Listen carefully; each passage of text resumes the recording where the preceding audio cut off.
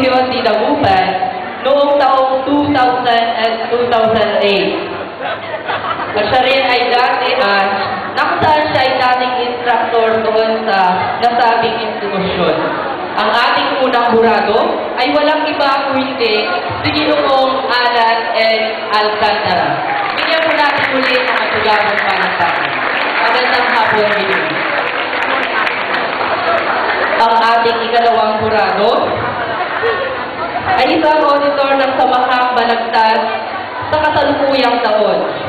Pangulo ng Samahang Balagtas sa taong 2008 hanggang sa kasalukuyan. Tagapagbalita ng Teachers and Employees Association ng Manawag National High School. Dating tagapayo ng Ang Tawag sa School Paper Manawag National High School. Nakasalukuyan ay Teacher 2 ng Manawag National High School. Bigyan po natin ng masigabong palakpakan ang ating ikalawang jurado na si Gina Marilo Garcia Galdo.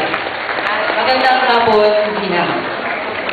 At ang ating ikatlong jurado ay nagtapos ng Master Graduate Studies at siya po ay mayroong 21